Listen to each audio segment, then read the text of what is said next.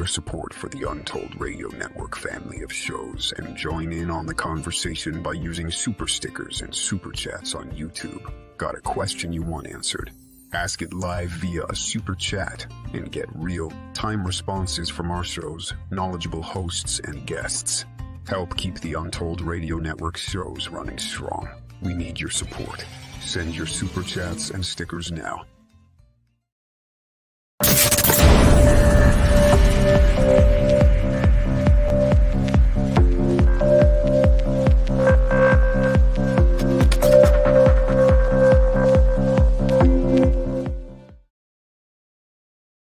Well, hello, world. You're on Untold Radio. My name's Jay Katz. And I'm Aspasia.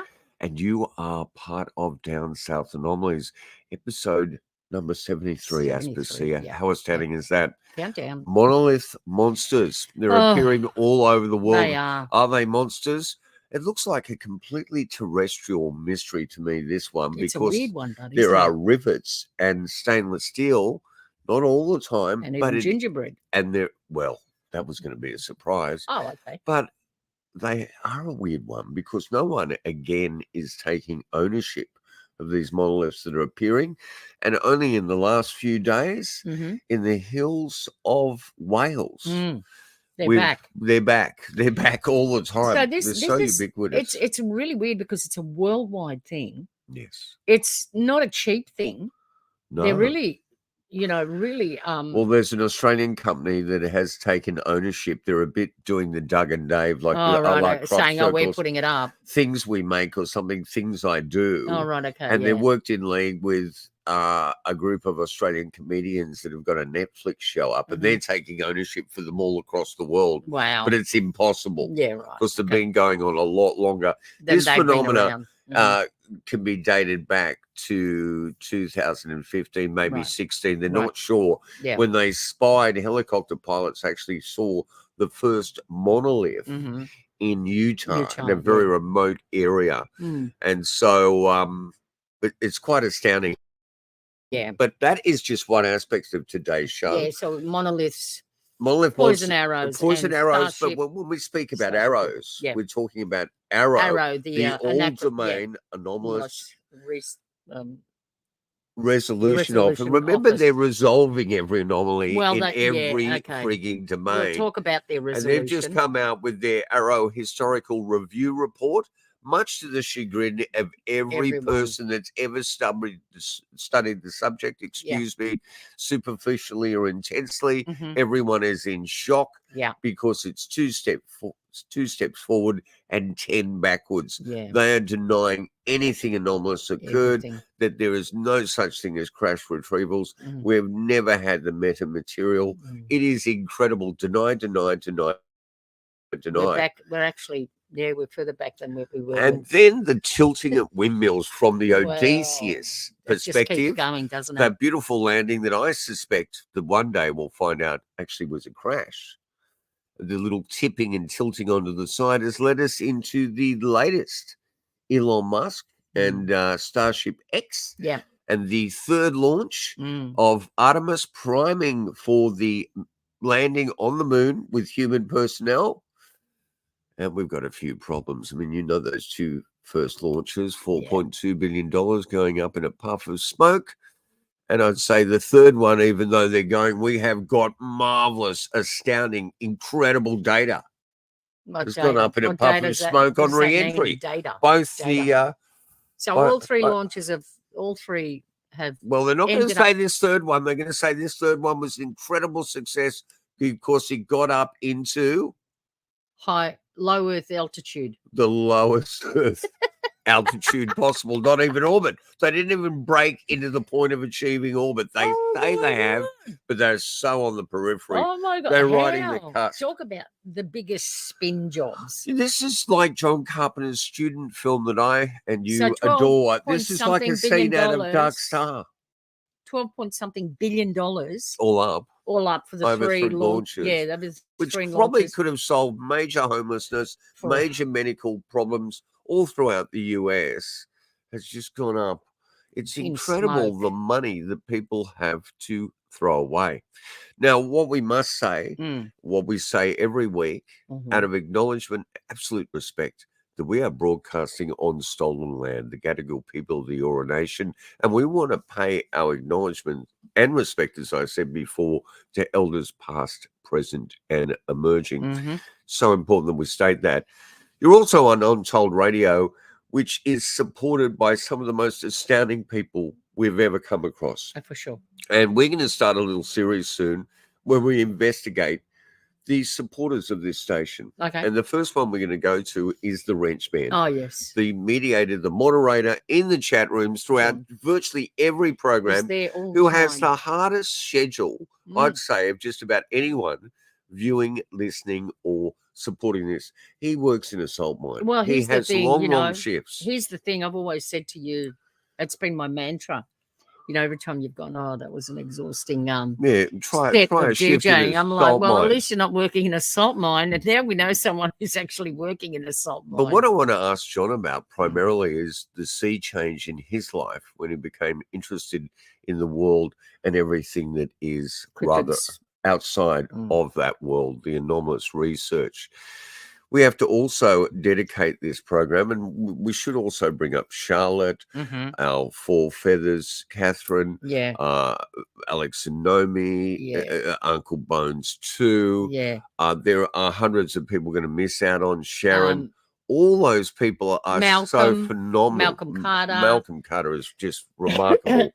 Anyone who's written us and just appreciates what we do, we truly appreciate. And you he's in the there. chat room every show. We so much appreciate it. And I just want to say again that Aspa 60 is my moniker, but it's always J-Cats. Out there underneath. Out there. Hiding behind my wife's hemline completely. But we so appreciate everyone that's part of this network, supporting and doing all the other podcasts. That's because we have, all our tablets, even though we don't have mobile phones, all our tablets and computers are all linked into one.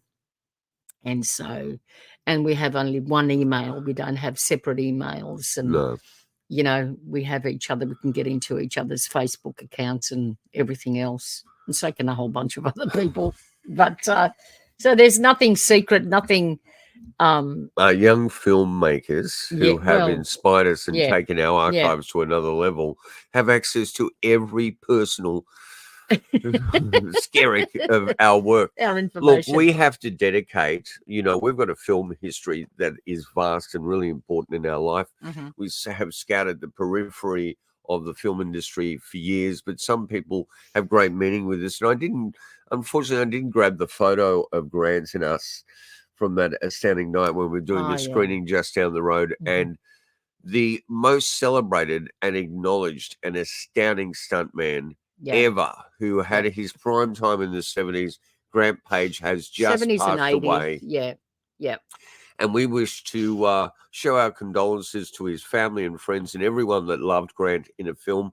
Grant was one of those people that took life to the edge. And Australian cinema would have never got out of the starting gate internationally. This man was responsible for Mad Max. It wouldn't have been initially what it was. Stone, the biker film. Stone, absolutely. Which was the predecessor to Mad Max, wasn't it? It was it certainly was. Half the cast was in there. Exactly.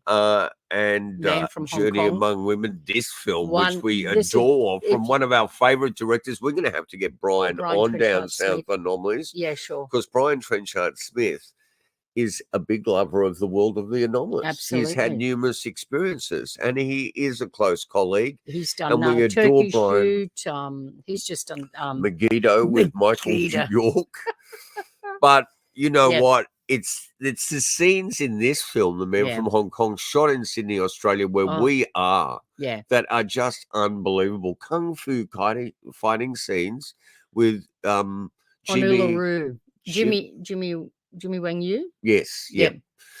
And Jimmy Wang Yu. Who was Trouble, I believe. But what about this movie? I would love to see this. We're going to try and get the director, Gary Keady. Stunt Rock. Of Gary did the film that you absolutely... Sons of Steel. Yes. Yeah. So we're going to try and interview him soon. He's got Mm-hmm. some astounding anomalous stories as well. And that's another trait we're going to try and take with musicians Mm-hmm. to look into the anomalous nature of what music is like. Well, what is music and dance? Dance and music is a really... When I watch people playing on stage or playing an instrument, or watch people dancing. We've just been backstage with Mr. Bungle, which was an amazing. incredible experience here. Yeah. Thousands of people, and we were the few backstage. We were very lucky. We were, but when you watch people, when I watch people dancing and playing, right, and all playing, it's like they go into some other fugue state, isn't it? Yeah, or some other they just get lost in themselves, and it's just such a timing, mystical. It's like a mystical thing that happens totally to is. them. I totally agree with I you. really, especially when I watch people dancing on the dance floor, I'm thinking, where are they going? Because I don't really dance that much. No, you don't. But when you do, it's really quite something. That's really, why I don't. You know what dance happens that when much. I dance? I use the line that people hit yes. down here in Australia. It's different in the States, of course, but they hit 000, which is our emergency hotline for the ambulance, police, or whatever, thinking, oh, this guy is having a stroke. Epileptic fit. And it's just my dance style. Yeah, it is. It is. All right. Okay. Now, Alex Sonomi, our Mm-hmm. incredible psychologist, has sent us an alert to say everyone needs to be armed with a set of these. Yeah. And I don't know in the US if you have the remarkable chain store called Aldi, which is a breakthrough in terms of like knocking those big companies, I love them. You know, Woolworths and all that off the map. The supermarket. So today, across the state of New South Wales, in Aldi stores, and you've got to rush because it's limited stock in every store. Yeah. For around 160 Australian dollars, which is less than 100 US. Mm-hmm. You can get this infrared recorder and binocular. I think it's got numerous infrared settings, and you put in a memory card and you can record instantly. And we've been wanting this breakthrough technology cheap for yonks. And here it is. You know, this week on the Untold Radio, our grand maestro and his son, Alex and Doug, spoke extensively about a miniaturized brand new thermal camera that can be attached to your phone. You can barely see it. Wow. But it's incredibly cheap, and it does great thermal imaging. Okay. And this is something that falls into that, you know. It's there for the proletariat. No, we can't go to the moon. We can do that, but we can't go. We certainly, well, we don't know. At the moment. So I suggest all those problems that are happening with misidentification in the US, here we have through the canopy of a fighter jet, another balloon that was targeted as being, an anomalous object and was to be shot down by an enormously expensive Sidewinder missile. Let's hope it wasn't one of those $20 balloons like last time. Those poor little companies that put them up, you know, with their little solar cell that was emitting a tiny diode and sound out there, get shot down and waste the taxpayers' money like you wouldn't believe. But I suggest don't worry about cleaning the canopy window or what's happening in your aircraft. Grab a pair of those binoculars and get out there and start recording the anomalies around you. That'll do it. That will do it. So let's go to the title here. Monolith Monsters. Yep. Poison Arrows Through My Heart and Starship Bloopers. Yeah. We're playing along the line of Starship Troopers. Yeah, we are. And the All-Domain Anomaly Research Office. You are going to be in strife because that title is a big take and you're blowing it. You're supposed to resolve every single anomaly across all domains. You're not doing a very good job at all. But let's go first to the Monolith. And I guess monoliths have been there from day one. They have. But if you go to the etymology of monolith, it usually is something like Stonehenge. Yeah. It's a rocky outcropping that looks like it's human carved, or it's a pinnacle that's sticking up. It can be a natural formation. Thing. But what Kubrick tried to tell us here with our questionable Arthur C. Clarke is that this particular monolith was an upgrade for humanity. It was like all of a sudden the hard drive had come and they were rebooting the hominid. Rebooted the human, And so we had this rise hominid in race consciousness. on the planet. And then all of a sudden, we're running around as primates on the desert floor, and now beating we're each other's picking brains up out tools. The tool making came into tool making and gun making. And that in that film, that anomaly was first sighted on the moon. Yes, it was. So very interesting. I guess the closest thing we've had to the monoliths that started appearing documentary wise in terms of 2015-16 in Utah, well, 1980 out of nowhere in Georgia, we had the Georgia Guidestones. And these stones were always seen as highly suspicious because they were engraved with the whole way about resetting humanity again. And that was, we have to get the population down to about 500 million or less. 500 million? Yes. Good luck with that. Yes. So that was the notion behind these. During the pandemic, someone went in with some explosives and blew the hell out of them. And so they are gone. But the monoliths we're talking about are these. Yes. These are erected out of nowhere. No one knows who did them. They were done anonymously, and they have rivets. The majority of them made out of steel. Most of them are triangular in construction. Then, unlike the 2001 monolith, but some have appeared that are similar to the 2001 monolith. Yes. Just go down to the visual material like we spoke about. Okay, Aspasia. so now we go. That's no. I'm talking about our moving material. Oh, okay. I ran through that with you at the start. Don't you remember? Well, that was 10 minutes ago, wasn't it? So what we should do is, why did we call it the Monolith Monsters? Because you have had a great love for everything silicon-based in cinema. Absolutely. This was one of my this film totally traumatized me when I was a child, when I was watching it on Creature Feature with my dad. I don't know why, but it really struck a nerve in me. And then years later, when 1957, I think this movie. Yes, well, I didn't see it back then because I wasn't even born then. But when I did see it, I was a young teenager, just gone into my teens.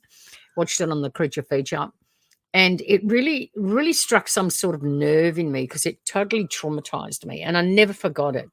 And all the other Creature Features, came and went, and it's so odd because it's such an obscure concept. It is such an obscure concept, but there was something in this thing that really, really, stayed with me. And when I first got together with Jamie and with his with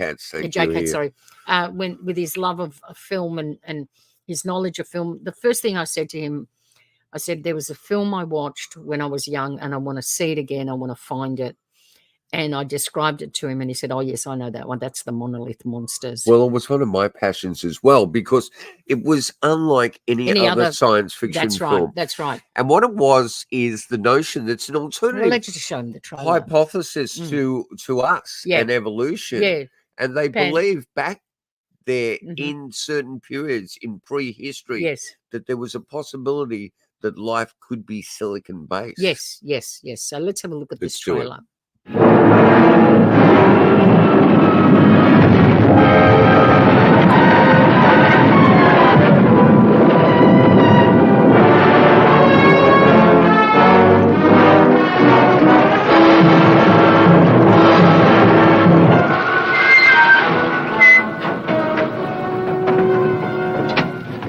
Chief, you gotta believe me. You're gonna think I'm blind. Rocks, Joe? Towers of rock crashing down and then growing up again? Yeah.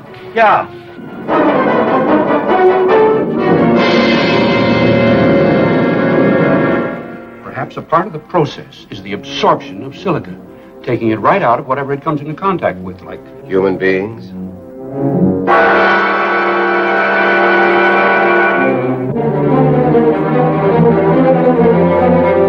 Just like Ben, their bodies are turned to stone.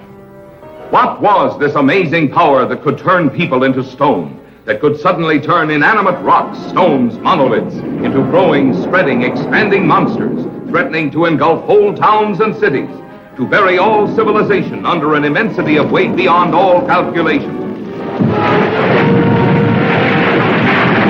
The natural slope of the valley floor is bringing them right down here. And once they break through to the other side of the mountains, there'll be no stopping them ever.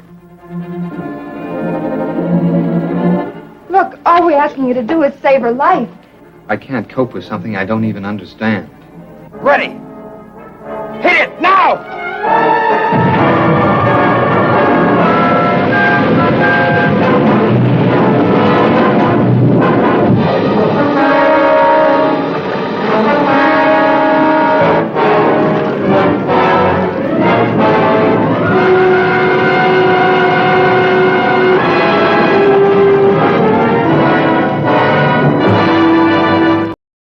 Beautiful. Incredible. And as you can see, they're definitely monoliths. Oh, yeah, and they are. Huge stalactites and stalagmites of a crystalline structure. Yeah. And, crystals are really important. That was the birth of piezoelectrics.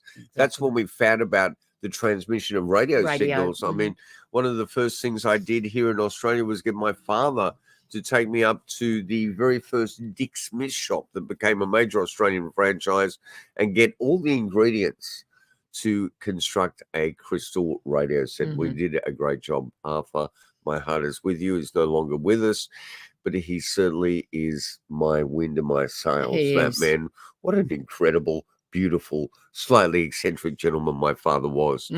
Let's go to our next piece and have a look at some of the theories and the way this has become a worldwide phenomenon within the last decade, the monoliths. Well, someone's been busy erecting mysterious metal spikes and provoking intrigue around the world. What started in Utah has now been repeated in multiple places, including England and the Netherlands.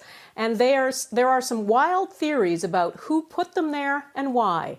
Redmond Shannon on the mystery of the monoliths. Another day, another monolith, this time on the small Isle of Wight in England. It was crazy. I was like, oh my God, we've got one here. Why here? It's so out of the way compared to like America. Peter Hudd was one of the first to come see it early Sunday.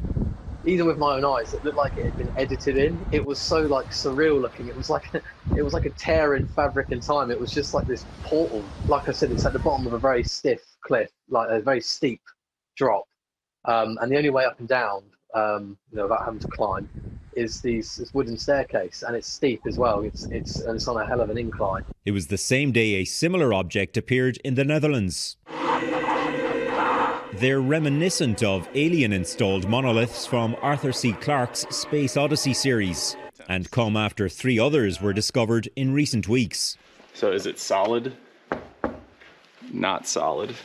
The first had been sitting in a remote Utah desert for about 5 years. The safe word is run. Just over a week later, it was mysteriously removed on the same day that this one appeared in Romania.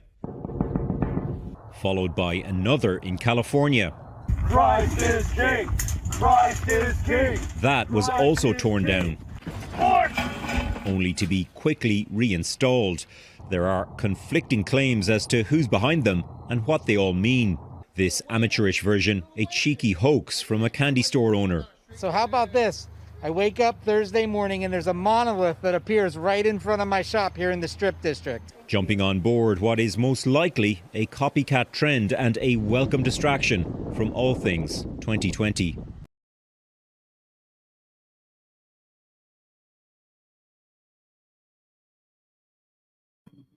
So here you have the Utah monolith, and that was the pilots there. Yeah. And of course, this is a worldwide I guess this phenomenon. is the thing now, right? So be prepared to see these everywhere. Oh dear. Oh dear, it's really getting me down. And this was the one that all of a sudden, in front of a person who's actually a photographer out there and runs a creative site, he actually saw 4 people come in and remove it, which was quite an astounding thing. Here we have the front projection Scotch White screen that is so controversial in 2001, and sort of many people slate that as a reason why it's very faint, but you can see that it was definitely hauled out of here.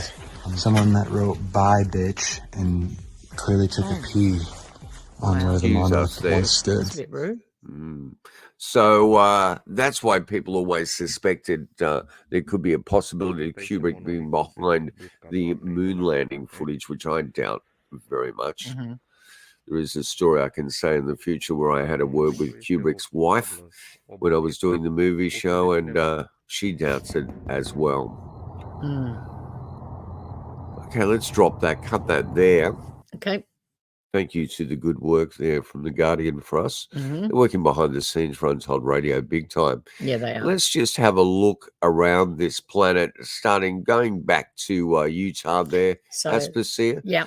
So I love that shot. And that's a couple of the helicopter pilots, and they're unsure when it was installed. It could have been a year before they sighted it. Yeah, right. And so they had to bring that helicopter down. It's in a very remote place and check it out. Let's go. Here's a stunning photo of it at night coming to life. Yeah. Isn't that gorgeous? Let's go to the Joshua Tree National Park for another vista shot. There's quite romantic shots of the monolith.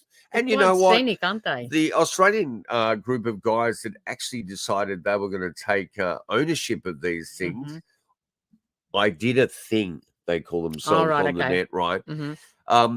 They are retailing, they're selling monoliths like this now at $45,000. So they're not a cheap thing to construct. No. Let's have a look at the gingerbread one, Aspen. As I said to you, just keep rolling through the images. The ginger. Yeah, one was after it made another. of gingerbread? It was made of gingerbread. There's the little Smarties Wow, okay. there. Wow, there you go. So you could have all gone up and eaten a piece of the monolith. Okay. Where's this one from? That one is the Canadian monolith. That's from Canada. Here's another one from Canada, Toronto. There's a nice rustic scene. Let's go to the Isle of Wight. I don't know if I've got a shot of the recent one in Wales, but we have got one from Finland coming up. Yeah. And, you know, in the right lighting circumstances, that's pretty tacky. Okay, yeah, that the is very finished one tacky. is really tacky. Okay. It's Scandinavia, I think, is next. Let's have a look at that. What are you doing there? No, hang on. Okay. What are you doing? Lift it up. Okay. Hang on. Just move. Give that to me. Got it. Got it. Go to Let Scandinavia. it go. Okay. Let This it is go. the What are you Scandinavian doing? one. Oh, okay. Yeah, it's got on a the edge little of pond in front of it. And let's go to Adelaide. We've had many in Australia, and they actually, that group were actually, let's have a look at that. They did a Netflix program. I think they're the only Australian comedy group given a Netflix show. Really? And what are they called? Auntie Donna channel. They didn't seem that amusing to me when I looked at their news report. Another shot of the And so Adelaide one. they were the ones taking. That's a nice look at that shot. That's sort of, you know, go back to the news headline, that one there for me, and then go to the close up. Yeah. Do you see a sense of melancholy in this, or am I reading too much into You're the reading too structure? much I into am it. reading too much. Yep. Well, the monoliths have always been there, but where they've been sighted most is in space. Yeah, right. Let's have a look at the monolith on Mars. Oh, yeah. Okay. Let's have a look on So Jupiter. is this Australian group the ones that put the one up on Mars? They claiming that one for themselves as well? Eh? Don't make me laugh. Well, Quite you possibly. know. Yeah. And this is the one on Jupiter? Yeah, Phobos, the moons Wow. too, you know. Yeah. So it's very interesting. Very. Now, the astounding thing is all is catered for an exploitive market, right? Always. So let's have a look at the action figure for the monolith from 2001. Yeah, right. So I get a feeling here this is deceptive advertising because There's nothing action about it. Let's have a look at this next. There's nothing. What's the action? That's it Look there. at that's it. That's That's the action figure.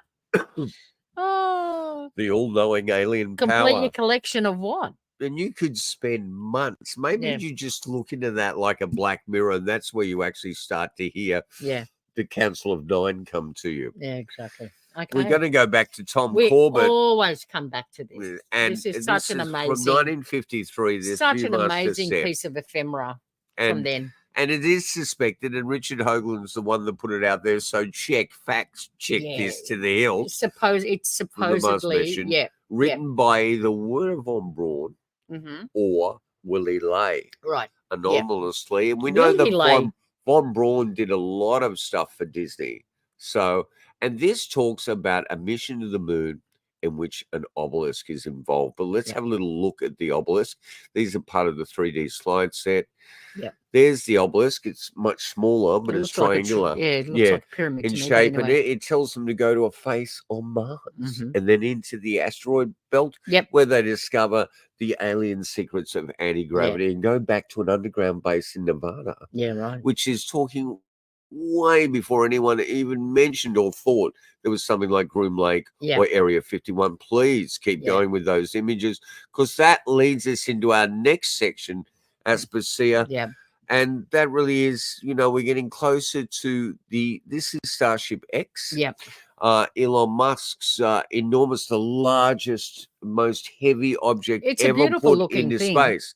Well, it is a beautiful looking thing, but I reckon there's a lot of copyright infringement, especially around George Powell's films. I mean, look at these images of rockets from the 50s. It looks very 50s. We've actually gone back from the Saturn booster. We've sort of gone into that retro conquest of space. It actually doesn't look feel. as sleek as, that looks a bit, look at that one, right? Yeah. 2024. Yeah. And look at this one. Much nicer, really, when you think about it. Clunkier now than back then. Yeah, but anyway. a lot clunkier. Yeah. But that's leading us back into the roads into space, and also showing that exploitation just doesn't stop across the board. This is a philosophical issue that is so culturally based that we're not sure whether we're seeing reality or we're seeing the sizzle.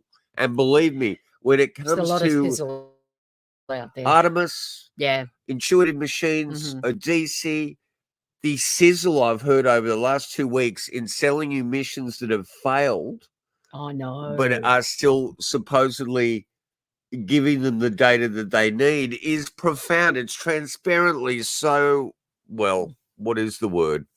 I think it's transparently corrupt, but I'll tell you what is even more transparently corrupt. They're really putting a big spin on this thing, isn't it? Is the notion that we all thought we were there, that we'd never experienced this in time before. And you can look back at our shows and you'll see that I'm sitting here going, really? Talking to maverick musician in all over a decade that we haven't seen, Roger King Buzzo out of the Melvins, who is an under-table anomalous researcher no longer. We've just spilt the beans. Yeah. He just said this is the worst thing that could happen. And it is the worst thing that could happen because it sets you up back again, like we have been set up for decades. Yeah. It was it one of Disney's animators? Was that Walt Keeble? Was it back then who eventually went to MeFon? There was approached in the 50s to disclose the fact that the U.S. military was aware of the reality of UFOs. Yep. They got to the midnight hour, and seconds before midnight, the project was thrown around. That's right. This is Robert Emeninger's UFOs past, in the present, 70s. and so it's the same thing that is going on. So let's see what AARO said. Everyone was gripping the seats going, NASA has come forward with a congressional panel. We've had 3 major whistleblowers and more. Ross Coulthard has done a great job bringing those people to the surface. And what do we get at the end of this? We get told the whole thing is prosaic. And we have breaking news now. A Pentagon review of decades of government investigations into UFO sightings has found no evidence any of those sightings were extraterrestrial. ABC News Pentagon reporter Louis Martinez has more on that. Louis, I know this report just came out. What can you tell us so far? And why did the Pentagon release it now? So, Diane, this is a comprehensive report from the Pentagon office that's been looking into UFO incidents now for the last couple of years. They studied more than 80 years worth of historic documents and investigations into UFO incidents. They found no links, and most importantly, they found no evidence to suggest that the United States government or industry possesses any alien technologies. We've heard claims over the years that the United States government has been executing a cover-up of what it knows about UFOs, about extraterrestrials, that the United States has been in possession of some alien spacecraft or potentially even alien remains. And this report that's come out now from this Pentagon office says they have not found anything that suggests that. Instead, what they say that they spoke with eyewitnesses who claim that they saw or heard about something, programs like this. They say that what actually happened is that, yeah, they had access to some of those programs, but they may have misheard or misinterpreted information and then just kept perpetuating it. Can you believe this? That, multi-starred, What a load of multi-credentialed, steaming. and it is so transparently false. And we're now actually going to a noise signal area because the sun is rising here. Oh, yeah, it is. Recording this early in the morning. So don't worry. Please, Doug, they're at Untold Radio. Don't freak out that we're tearing into our green screen because we are live more than any. But we have just been slapped in the face. We've been taken to the cliff face, pulled back, and slapped. There is nothing to this phenomenon whatsoever. All that footage we've released to you since 2017 is meaningless. I think what they just did to us was they should have bought us a dinner before they did this to us, because they really did. Yeah, let's not say it. Now, listen. I didn't say it. You know what I'm talking about. But we should have had a banquet for what they've done to us. Yeah. And endless roses and flowers brought every morning. So now we're back to when you say UFO or UAP, people are going to look at you and their eyes are just going to glaze. Yeah, there's nothing to this. It's like, oh, these are cray-cray. These people are wearing tinfoil hats. Thank you. So, I mean, it really is. And thank you so much to our gatekeeper, Dr. Sean Kirkpatrick there at AARO, someone to keep an eye on, who definitely is not an honest man. Let's go to the Australian journalist that broke the story, someone we have huge respect for, that's doing a great job, Ross Coulthard. What this report does is completely ignore a host of incidents, particularly ones where the military has actually investigated them, and especially ones involving UAPs seen over nuclear weapons facilities. And they've completely ignored the incident that actually kicked off the current wave of interest into the phenomenon, the 2004 Tic Tac incident off the west coast of the USA, and also the 2014-2015 incidents off the east coast. It's like these incidents never happened. And what's happened here, I think, is that the Pentagon has been so reactive to the allegation that it's involved in a conspiracy, it completely failed to do its job. It's full of errors, it's got falsehoods, it misrepresents incidents, and it completely ignores a whole series of incidents that are actually essential to an understanding of the history of this whole phenomena. It certainly does. And Ross is right on the money. I'll tell you another person who's having a major conniption but has done the most beautiful visual representation you can go to immediately after this show. And it's someone that you and I love. We've had him directly here in the lounge room, not when the sun was breaking through our seams there, but we've had him here, and that is Richard Dollins. Yeah. He's written extensively on the national security state. He's up there with John Greenwald Jr. Yes. Go to Black Vault Originals. But Richard is right on the money. He's done the most beautiful PowerPoint presentation to show the history of disclosure from credentialed individuals within the US military in all disciplines of the military. And to say that there was no evidence at all, this is completely prosaic misrepresentation, is absolutely astoundingly they misheard incorrect. Something and then went on to perpetuate it. That's something you learn in the military never to do. Exactly. In the midst of this whole notion of where David Grush led us was all about crash retrieval programs. 40 individuals at least have had private sessions in terms of this evaluation. And one of them is the astounding Daniel Sheehan that dates right back to the Pentagon Papers and Watergate and has written extensively. This is one of those incredible individuals in the US that is an attorney and a freedom fighter. Yep. He was working during the Jimmy Carter administration. Right. And oddly enough, Carter had that UFO incident and wanted, like Reagan, the subject matter to at least be evaluated and brought to his attention, if not brought to the public. He wanted to know the dirt. He did. This guy got access to all the material in Blue Book that remained classified. Right. He did the most ridiculous thing, but let's have a little look at where this has led to. And I want people, we'll send a link to this. This is the new program that Ross is doing for News Nation. Yeah. The inaugural episode is the interview with the attorney, Mhm. and it's really fascinating in Yeah. terms of the outcome of AARO's historical review. Yep. Danny actually witnessed what he believes to be photographs showing crash retrievals maybe dating back to the 40s or the 50s. Right. That was part of that classified material. Let's just get a little peek This is and Reality maybe Check, go the and show. subscribe to News Nation's Reality Check. It's a brand new show with Ross, and it will get to the heart of, I think, quite a lot of anomalous situations and maybe some conspiratorial machinations. Well, hello, ladies and gentlemen, and welcome to this inaugural episode of Reality Check, a new program here on News Nation that's going to dig into the issues that you and I care about. Ooh, okay, this is the highly anticipated show we have all been waiting for, and you can only find it right here on News Nation. Investigative journalist Ross Coulthart is teaming up with us, with News Nation, to bring you what's called Reality Check. It's a new podcast diving deep into the mysteries of the unknown, giving the... Okay, so you need to watch that podcast, and you need to watch anything that Ross is doing, but there is a bit of a problem there that we've stated from day one, and no offense to Ross or Danny, but I think you have to exercise caution when you are flying close to the sun. Absolutely. And here we are. I'm not going to go into the details of that interview, Mm. but I suspect what Danny actually said, and he said it directly to Dr. Sean Kirkpatrick. Yeah.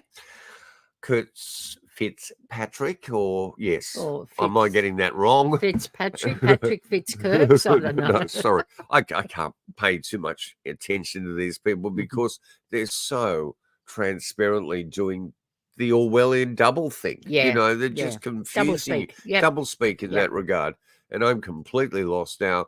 But he actually stated the incident of going through those files. Mm. He witnessed a photograph. He traced out some hieroglyphs and he handed that back to someone that is involved. Anyway, I'm not going to go into that. You need to look at the interview. And I don't think it's strong enough evidence for Ross to be crying the way he is that we're actually looking at our doctor here lying to Congress or lying in this report primarily, but the evidence is not absolutely firsthand. No, And you it's need not. firsthand evidence. That's not to say that the other 39 or supposed other people that Yeah. spoke to him Didn't- directly yeah. did not have that evidence. Yeah, And exactly. when we listen to David's testimony, it really truly feels that that evidence was there. Mhm. But let's move on. That is the All Domain Anomalies Resolutions Office AARO Historical Review. And I'm not the one that's saying it, but they're all saying that it is a stinking pile of, well, Yeah. you know what I mean. Yeah. Look, back into space. You know what? In the midst of this, go anywhere you More can steaming to piles of- find common sense and logic. And a source I haven't gone to for decades to find common sense and logic has just been very commonsensical and logical. Really? It's William Shatner. Let's have a listen to this. Why should we be involved in space exploration? The question is, what are we doing out there? Are we going to go to Andromeda? I mean, what are we doing? The moon is a perfect place to land and build. But beyond that, where are we going? What are we doing? You can't transport tens of thousands of millions of people to Mars. We're here. This is the place that needs to be corrected. Yes, there is technological expertise at work, but always the element of luck, whether it's a play that's opening on Broadway or whether it's a landing that's blind, but maybe we'll be able to do it. We're on the edge of a dramatic moment. That is so correct. What are we doing out there? We're never going to get thousands, hundreds of thousands, millions of The people moon- on Mars. Are you kidding me? Stop. The moon and Mars and any other planet What do in you mean by our stop? solar system is inhospitable to human life. Aggressively so. It's inhospitable. When you have to set up a whole, system where we can breathe, where we can't walk around, Food, in just water. just everything. It just We're makes so fragile. It makes no sense to actually go spending these billions and billions of dollars to try and just get there, just to get 2 or 3 people there, let alone build a whole ecosystem that will support us, makes no sense whatsoever. None at all. But what we're actually seeing now is private ventures, commercial companies. This is a bunch of people trying to make billions of dollars off taxpayers' money. And That's they're doing all it. they're doing. They're doing it. That is all they're doing. Let's have a look at the most recent in the last few A days. Japanese rocket has exploded moments after takeoff. The 18-metre Space One Kairos rocket was on its inaugural mission, carrying an experimental government satellite into space. Thankfully, it was unmanned. Space One.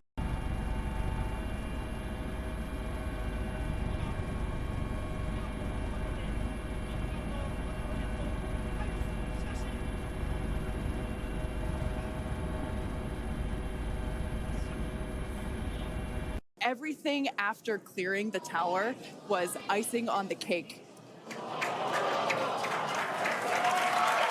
This was Starship, the world's tallest and most powerful rocket, standing at 120 metres tall, making its first test flight into orbit. For the first couple of minutes, this launch seemed to go to plan. There were cheers as it cleared the launch pad. This is Then, one as of it went into the skies, first Starship it continued test. to progress on its journey. But They've just only done before the 3-minute mark, there was a clear $4.2 indication million something wasn't each right. test. The rocket and the booster hadn't separated. It going started sideways. to circle and circle and circle and circle on We itself saw that. before It's called SpaceX spiralling made the out of decision to control. carry out what they call a rapid, unscheduled disassembly. Essentially, That means they it blew it up. exploded. Then that debris came down is over the incredible. Gulf of This Mexico. is neuro-linguistic Oh, my programming. God. Rapid. Oh my God. This, you know. It started to spiral out of control and then it exploded. Let's Here we go. Watch them here. This is What's great. happening? This Hang is on. the whole Hang space. on. This is the landing, supposedly. Oh, All excited, and then that was supposed to land because they're supposed to be able to yeah, they haven't done that. retrieve them. Yeah. They haven't been able to retrieve it, so they have to start from scratch every time. Yeah. They're destroying everything along the way. But they're making a fortune. There's another Well, one. someone's getting rich from it. Not the taxpayers are just hemorrhaging money. Like Entirely. hemorrhaging. You know what I mean? So what happened here Oh, my is God. that we actually, again, I was able to. It's quite exciting, this world at the moment. It has not stopped. It's It is not. the It's most actually quite sad. 40 enriched world I've ever come across, and it just seems to be expanding. Right there. I just get really angry and frustrated at Well, there's- these people because they get government contracts. They're making lots and lots of money. And off- people are off the suffering tax- out there in the Absolutely. medical system. They're Absolutely. homeless. Everywhere, they're everywhere, on everywhere. these- And they're just wasting all this money trying to do something that makes no sense to me whatsoever. Well, what and we're they act- might, you know what, people in you know, that those sciences might say, well, it doesn't have to make any sense to you. And it's like, no, mate, it actually kind of does have to make, because it doesn't make sense to me. It doesn't make sense to most of the population. You know what's And happening? they're using the population's money. We have slipped back. We were going right into the future, and we've just slipped right back to the 1950s, 1960s. This is the space race. Actually, no, we haven't slipped back to the 1960s. If we slip back to the 1969, we'd be able to go to the moon. Good a point. We'd there. be able to go to the moon, right? Yeah. Now in 2024, today we cannot, and in the next year, in the next year, right? In this next year, Malcolm, help me. there is no way that we can actually get to the moon. And that's the proof in the pudding. Well, we're supposed So to be far. there in 2 years' time. Well, with this other We are just look at that sun coming forget through. it. Look, I've had it with these people. These people are just don't know what they're doing. Actually, they Horace, do know what they're doing. They're rorting the Please, public. Be They're patient rorting with the us. public. My wife is losing it. She's of Greek origin, We and I should all. love We her. actually we should all be losing it. Let's go to a song. Turn up the dial, feel the vibe, get ready to ignite. Untold stories in the airways, flying through the night. Experience voices, tales so bold.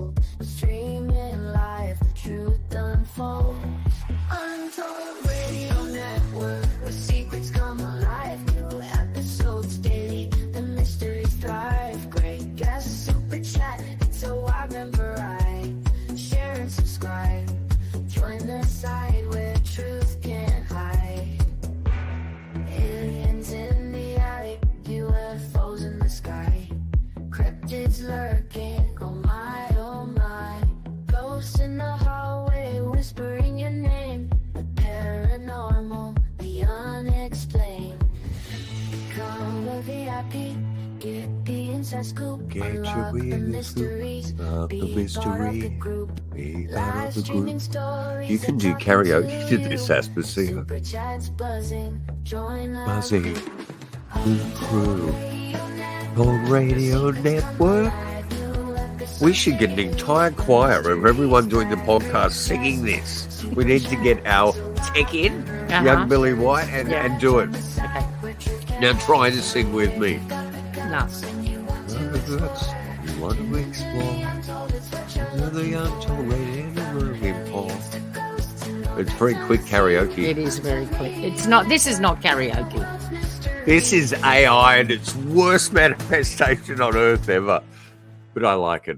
It's kooky. It's Doug. At least it's the not Untold Radio rocking the Network. system. Hey, look at us. We are burning. We're going to the far side of the sun. Is coming up. Yeah. Anyway. So, look, enough of us. Let's go to a little quick news segment we're going to pop in here as part of today's episode 73 on Down South Anomalies, Monolith Monsters, Poisoned Arrows Straight into Your Heart, and Starship Bloopers, which we just saw a few of.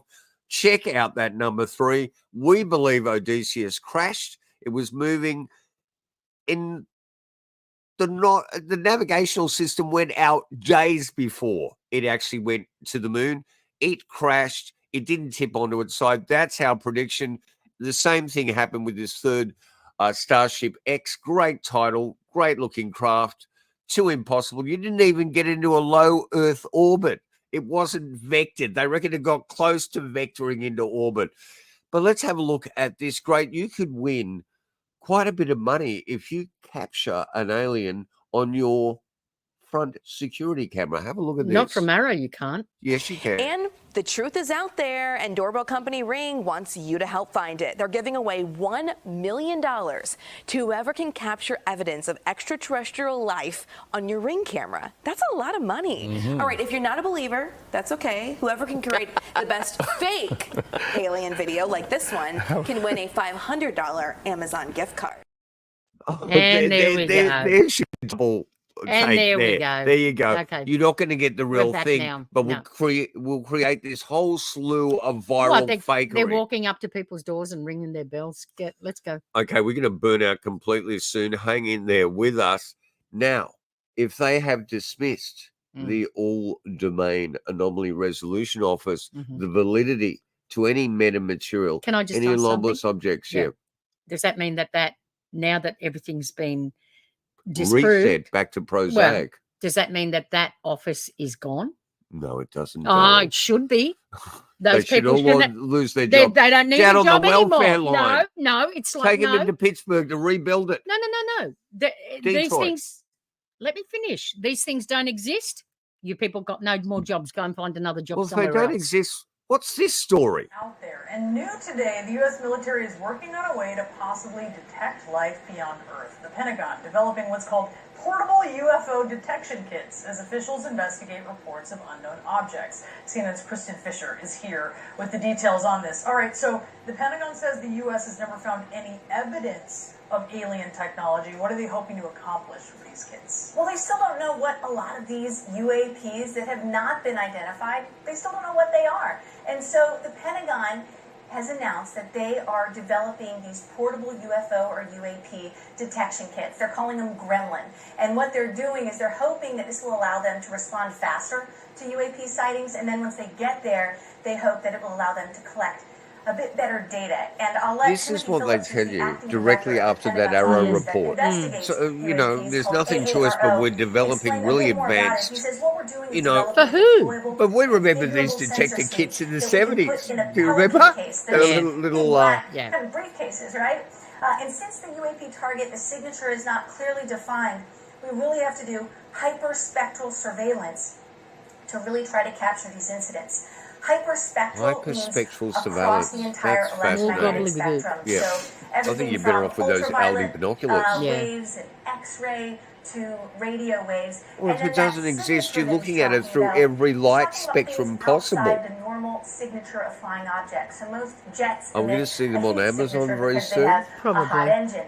A lot of these unidentified UAPs don't do that. And so the U.S. military is testing them at a big range in Texas right now, testing these Gremlin kits. and then they hope to actually use them. Where do you go over to some the national security sites? to the Pentagon? They're doing any public demo. Where are they testing them? Where are the UAP hotspots? This is so. But there are no UAPs. The Ministry of Truth is coming down So on us. this report essentially found, according to the Pentagon, no evidence of alien technology throughout the course of the U.S. government's investigation. But we're still releasing the into such detector matters. kits. However, We're Brianna, testing I will them also point out on something that doesn't exist. Well, it does say that most of the UAPs, it attributes them to ordinary objects, phenomena, and the result of misidentifications. Most sightings, but the report, which dropped today, still does not explain the UAP sightings by military pilots that testified on Capitol Hill. So some big questions still out there. Yeah, they're so serious about Funny what they've seen. funny that. Don't go straight into that. No, so Kristen, thank you so much. We appreciate it. Displaced Gazans say they're So we struggling couldn't to feed find. children. I searched high and low for this story when I heard about it, and I couldn't find it anywhere apart from someone doing the old camera in the cinema trick with it. right, holding. Yeah. Now let's move quickly before we burn out completely here. We're going into super sun hazing. The temperature in this city of ours has been extreme, but I suggest it's that way worldwide. Well, we're in autumn and we're still burning down. Burning up. All right. Anyway. Now you said the Jetsons wasn't going to exist.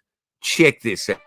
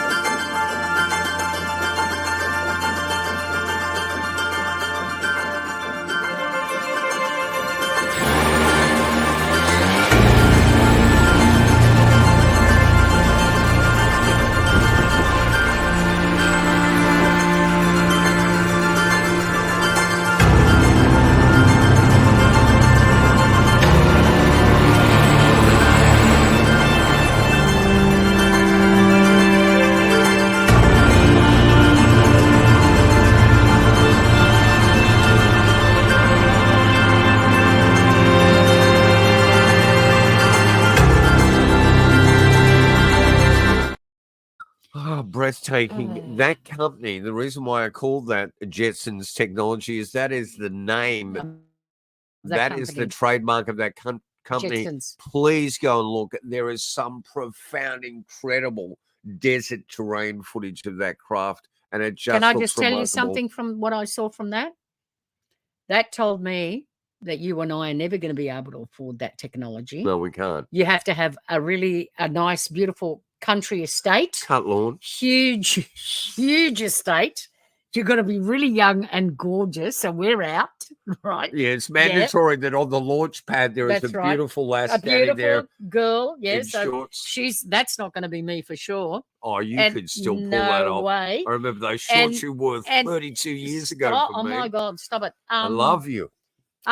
We're not going to be able to ever afford that technology. All right. Most of the population, it's pie in the sky stuff. I'm The telling sun, you look right at now. that. Look at that's beautiful. It's settled down now. The Okay. sun's not burning through us. Let's go. Maybe we can afford this.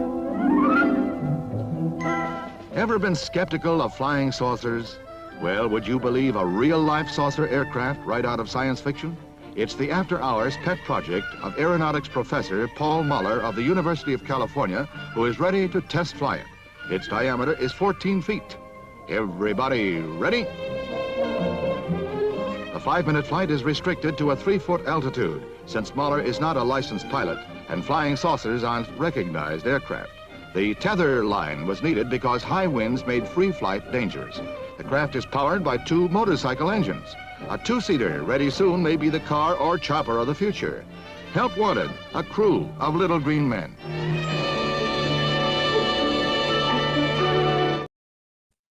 Help wanted a crew of little green men.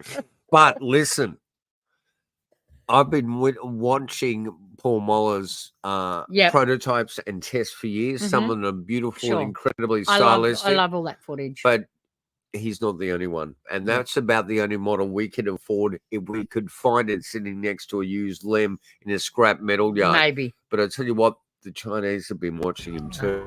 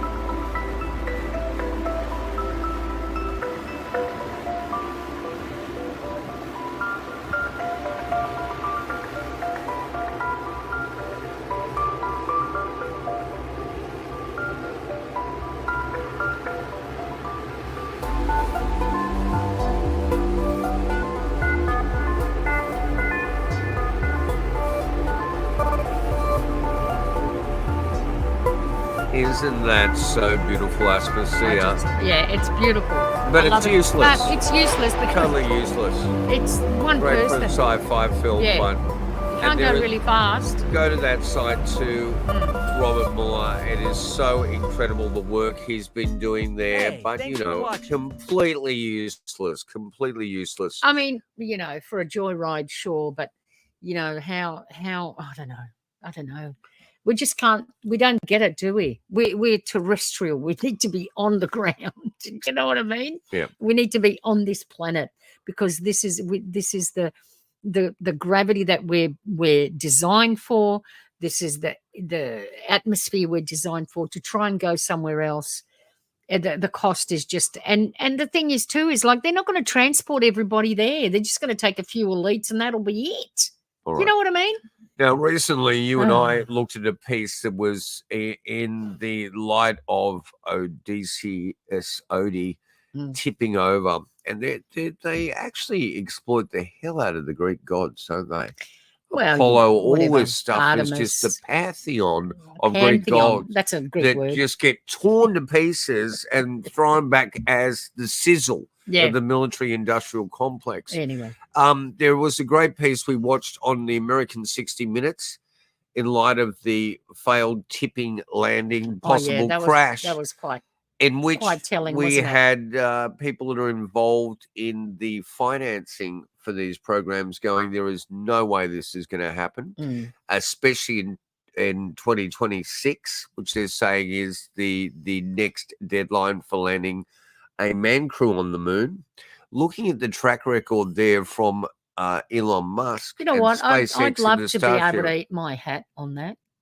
But, yeah, we'll see. And you've got several very indigestible hats. I- Some remarkable ones, some Greek hats that have been a very long meal trying to actually digest them. Oh, I don't know. Anyway, so should we put a link to that 60 Minutes piece? I think it's really important that I think people we actually should. go to that. Go and have a look at it for because that's yourself. not us. You can't No, believe it's us. not. We're just a husband and wife team. We don't really hold any hypothesis close.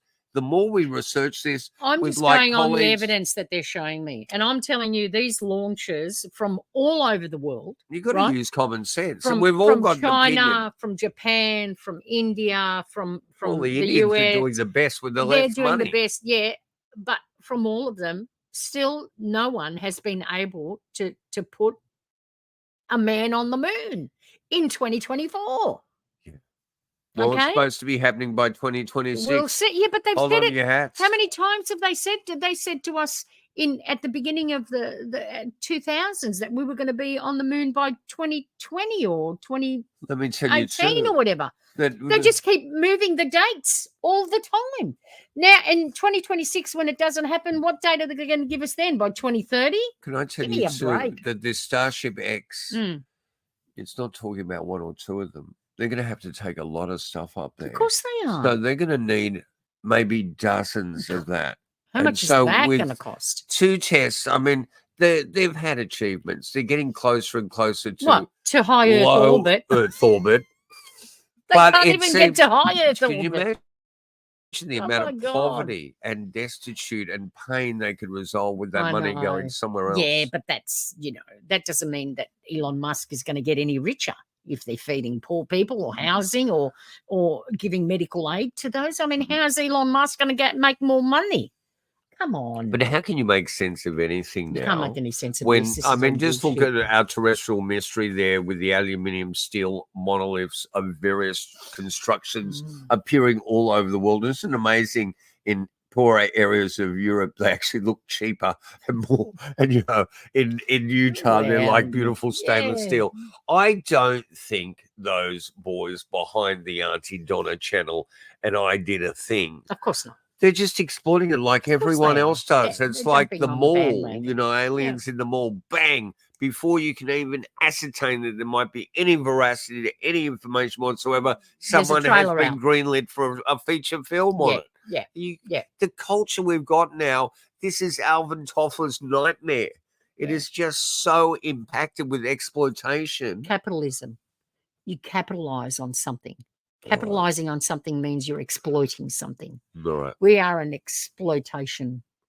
We are about exploitation. We're about exploiting the weaker, the less fortunate. And it's not the way it should be. No, there should be love, kindness in our heart for different opinions. That's why nothing's ever going to change, unfortunately. Of course, none of us I'm sad because none of us can be objective. People, you know, we have such a great capacity to be kind and love and all of that, but unfortunately, those people are not the people that get up in the world and other leaders. It's always the ruthless. Sadistic. Yeah, it's always the ruthless. Good to have cynicism, but keep it kind.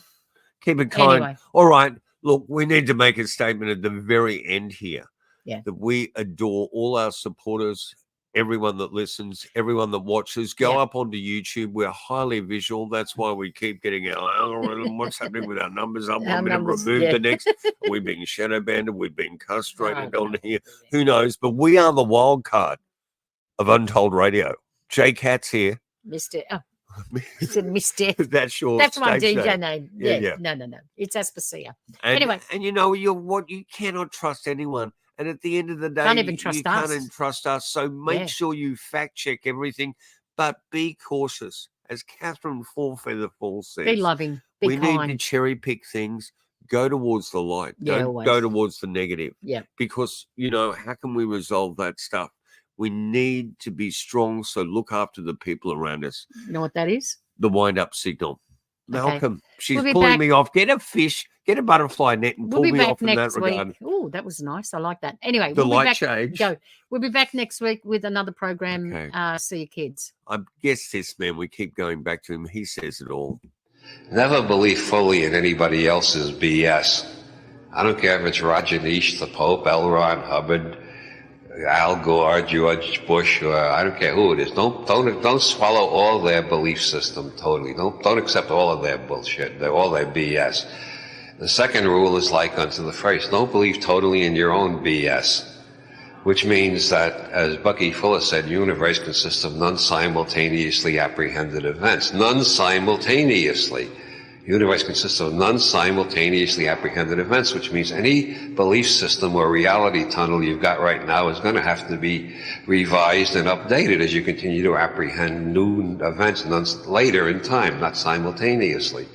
This is the natural functioning of the human brain. It's the way children's brains perform before they're wrecked by the school system. It's the way the minds of all great scientists and artists work. But once you have a belief system, everything that comes in either gets ignored if it doesn't fit the belief system, or it gets distorted enough so that it can fit. All right, sorry, we're talking in the background. You've got to be continually revising your map of the world. For episode 74 next week. Take good care.